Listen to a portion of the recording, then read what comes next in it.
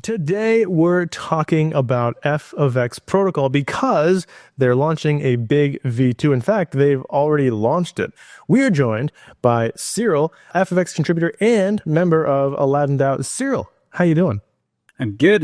Thank you. Thanks for having me today. It's a real pleasure. Absolutely. Can you tell us what F of X is? Yeah, sure. I'll try to make it in a very simple sentence. F of X brings a new way of taking leverage without facing liquidation risk and without paying funding costs. So you can take up to 7x leverage on ETH without funding and liquidation risk. And soon it's going to be 10x. And on the other way, it also provides a new decentralized stablecoin, which has probably the best capital efficiency around, and that captures really real and sustainable yield from the perp commissions and ETH staking. I guess we'll dive a little deeper into that, but yeah. Things happening at once.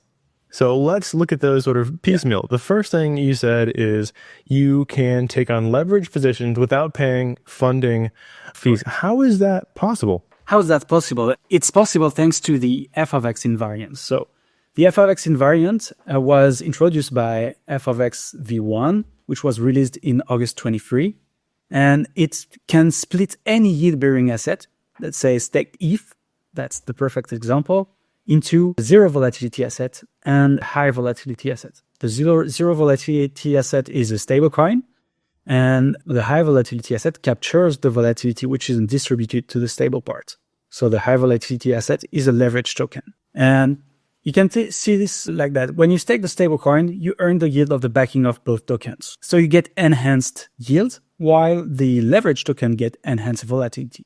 So the FX invariant kind of splits the risk profile between people who are seeking for high yields with no market exposure and people who are looking for high market exposure, enhanced market exposure, but don't really care about yield. So this was introduced by the V1 of the protocol, which is running since August 23, and V2 was just released by mostly improving the way the leverage works by fixing leverage and enabling higher leverage, and also improving the stable strategies by making them always perfectly pegged to the dollar and making them earning the perp trading commissions without being a counterparty of traders. So your capital is always secure. So my understanding of V1, the way you describe it is that you abstract the yield away from the underlying asset and you give that to the stablecoin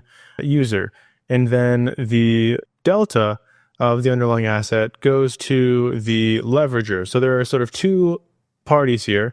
For example, here you have like a Frax-esque position and you have a ETH position, or rather, no, so you have an FX USD position and you have ETH positions, and these have variable leverage based on the proportion of the users who are taking on the leverage position rather than the stablecoin position.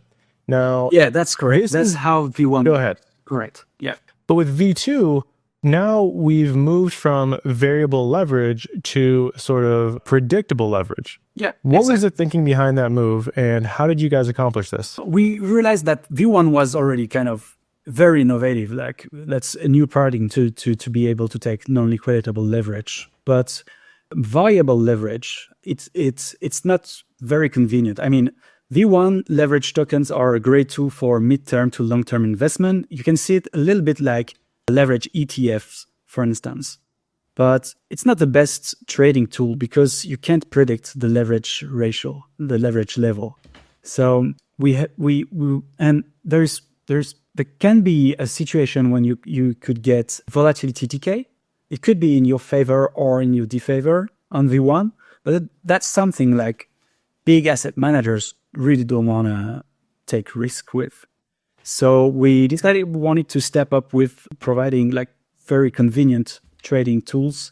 And we realized that thanks to the F of X invariant, we had probably the opportunity to disrupt the perp market, because the F of X invariant is just crazy. I mean, how many billions are liquidated each month in the crypto market? Yes, there are two major things that I have been pained by in the perp markets. One, of course, liquidations. I think anyone who is a second or third or fourth cycler, shout out to OGs, has at least experienced liquidation at one point in their life. So liquidation is a major pain point, not only for perp markets, but also for money markets, for borrow lend platforms.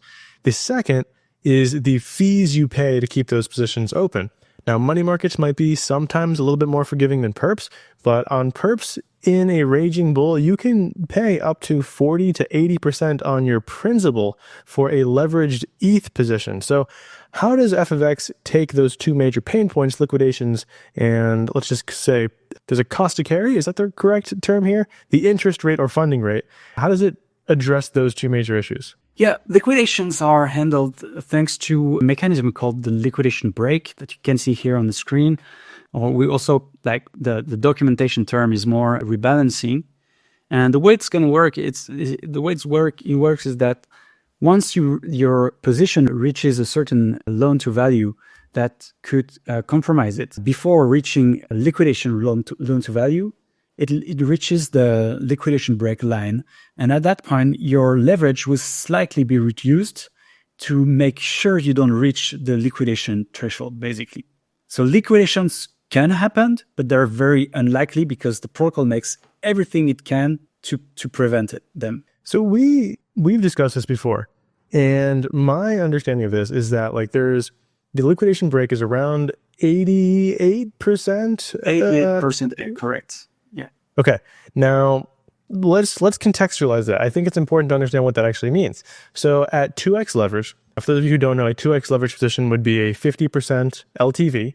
Basically, you are borrowing 50% of your notional. So if you had $1 in your 2x leverage, it means you want to have $2 of exposure, and you're borrowing $1 to get that additional $1 of exposure. So your debt is $1 and your notional is $2. So it's 50% debt. So 50% LTV at a 2x leveraged position. By the way, if you were 2x leveraged this bull market, you would have done very well. That's been my personal position for the past few months, and I've been loving it. Now, to reach an 88%, it's not even an LLTV, it's like an LB to LTV. It's a liquidation break loan to value.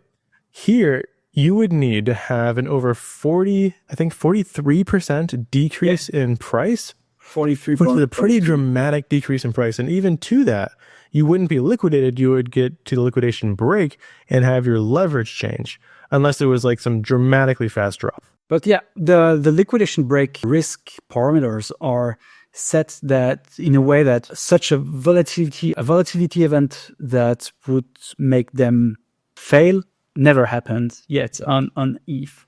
So yeah, they're very likely to happen, but we make sure that even if at some point they fail, there's a liquidation mechanism to protect the protocol. And for context, if you were at 2x leverage and there was a 43% downturn, then your principal is already 86% down. So for you to experience then a liquidation at that point is semi-reasonable, even though under virtually all market conditions, you would only experience a rebalancing of leverage rather than an actual liquidation. This is a much softer mechanism than, say, something like a perp dex or a money market might have. So that is the sort of first bit, which is how liquidations have been mitigated. One, it has a very, I say, forgiving LLTV. And two, an actually non-liquidation model, more of a liquidation break model. The second big pain point for people, myself included, I had a position on a major perp dex for, I think, 2 months, and I paid over 3% on my entire principal to keep that open, is the fees, right? We have funding fees, we have interest rates on the underlying stables. You guys don't have those. Can you sort of explain how and why? Yeah, because the way it works is behind the scenes is way different from a perp market. We don't need counterparty traders because the counterparty is a curve stable pool that is very deep. So the only fees you will pay as a leverage taker are going to be opening and closing fees, and they're 0.1%. And that's all. And you can hold your position as long as you want. And these fees, we expect with different leverage levels, we expect these fees to bring enough revenue to pay the stable stakers that would bring the liquidity to enable the trades. So the stable stakers not only earn the perp commissions, they also earn the ETH staking yield from the whole reserve. Because whether you're holding FXUSD, which is the stablecoin, or an X position, which is a leverage position, everything is backed at the moment by Lido stake ETH. So that's ETH generating 3% APR. And these 3% APR are distributed to the stable stakers. That means the more demand we have on the leverage side, the higher the yield for the stable stakers. And so that's two revenue source for the stable stakers. And there's another revenue source, which is the governance token emissions. And there's a lot happening here. Yeah. USD has three sources of yield as far as I understand. The first is that 10 BIP, 0.1% fee on opening these leverage positions. The second is the staking yield of the underlying ETH that backs all of the delta of the leverage position. So all of these have staking yield from Lido staked ETH. And the third is FXN emissions. Is that correct? That's correct. And there's a little perfect. Now, go ahead. You can, in that strategy, you can pledge FXUSD, but you can also pledge USDC. You can pledge any of these two tokens. If you don't already have FXUSD, you can come with USDC. It works as well. That's very cool. Now, one question I had is, with V1, I know that the FXUSD stakers or providers would get a leveraged exposure to the staking yield. So let's just say there were 10 ETH sort of staked and only 1 ETH's worth of like stablecoins in there, they would have a 10x exposure to the staking yield. So the staking yield is 3%. They'd have effectively 30% APR in wrap staked ETH, which is fantastic. Is that the same with V2? Yeah, it's the same. It depends on what amount of FXUSD or USDC are staked into the stability pool, but by design, it's exactly the same, because the more demand there is on the leverage side, the more yield it's captured to distribute to the stability pool. So it's exactly the same. But we expect even more demand since the leverage is now more convenient and has the different higher levels of leverage possible. Yeah, I was going to say, so with V1, the major thesis for me was you can hold a leverage position long-term, have variable exposure, but it will be leveraged and you only have a one-time fee. That was the major selling point for V1, but V2 seems like it will invite a totally new cast of users, which is the short-term leverage users, because they could open up a 3x, 4x, 5x leverage position with only a 10 bip fee, no funding rate, no interest rate, and then close that just as fast as they opened it as soon as they want. And if they open up larger leverage positions, as far as I understand, that means more fees, more of that underlying staking ETH yield going back to FXUSD users. Now, is that going to the stability pool gauge, or is that going to a very unique specific, like staking per asset? No, it's going mostly to the stability pool gauge.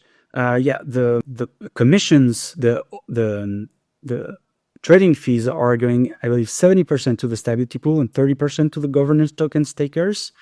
And most of the ETH staking yields are going to the stability pool. You can see all the details into the documentation, the official documentation. I believe so you'll see this into protocol revenue and distribution, I think. Yeah, earn with FX and protocol revenue and distribution. There we go. Yeah. So here you'll see that the collateral yields are going 100% to the stability pool. The exposition opening and closing fees, 70% and 30%. Yeah. That's it. So 100% of the staking yield from the ETH goes to the stability pool? Wow.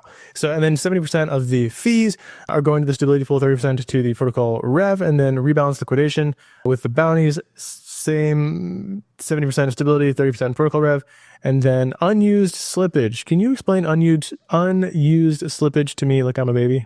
Yeah, sure. When you open an exposition, you will set a slippage parameter, just like you would do on any DEX. And that slippage in the transaction, there's just some ETH buying and selling. And so you will need to set a slippage. So if there's extra slippage that isn't required to process the trade, that extra slippage is kept as protocol revenue and shared with the stability pool and FXN token stakers. So this is kind of like an air capture. Yeah, It's MEV for the protocol, basically, and for the protocol stakeholders. So you just want to make sure you set either you're using the protocol as token stakers or stable staker when you're also opening an exposition, or you just want to make sure you set the appropriate slippage. Absolutely. Perfect. Okay. So the FXUSD stability pool gauge is going to be the FXUSD that is used to open up these X positions. Now, I have a couple additional questions here. One, correct me if I'm wrong on how this works. So when someone opens up an X position, what's actually happening on the back end is there's a flash loan being taken out. I imagine on Aave, but maybe it's on other money markets. And let's just say you want 2x ETH, you have 1 ETH principal. So you're borrowing in a flash loan 1 ETH from Aave. You are then minting its value in FXUSD, using that FXUSD to then purchase ETH to repay that flash loan, and then taking that ETH you borrowed, staking it, but also adding it to the total underlying value of that position. So now they have 2x ETH exposure, and then the staking yield is returned to, as we just said, 100% goes to the FXUSD stability gauge, but all the delta goes to the user who opened the position. And the flash loan has been repaid because you minted FXUSD to purchase the ETH required to pay off the flash loan. Is there anything else that I missed that's going on there when an X position is opened? Yeah, that's mostly it. I believe we use Balancer flash loans instead of Aave because they're free or something like that. Yeah, if I recall correctly, I think it's Balancer or maybe Morpho. I'm not sure. But yeah, that's basically it. And I believe we borrow USDC, but that's the same mechanism. And the underlying pool used is the second line you see here on the earn page, which is the USDC FXUSD curve pool. The stability pool will act as a peg keeper for that curve pool. So you borrow USDC, purchase ETH with that, and then stake that ETH, or purchase the ST ETH, I imagine if it's under peg, and then repay the USDC with the FXUSD. That way there's really no possibility of volatility within the flash loan between the ETH value borrowed and the ETH needing to be repaid. Yeah, I believe that's the way it works, if I recall correctly. So basically the slippage you will face is, because you asked the question previously, the slippage you may face is slippage between buying ETH with USDC, which should be pretty fine because that's probably the most liquid pair on Ethereum. And then the slippage in that specific USDC FXUSD pool, and that's a curve pool, so that's probably the most efficient, stable liquidity around. So it should be pretty low, but again, it can depend on the market volatility at the moment you open your position. Thank you guys for watching. Thank you for joining us this year, and have a wonderful rest of your day.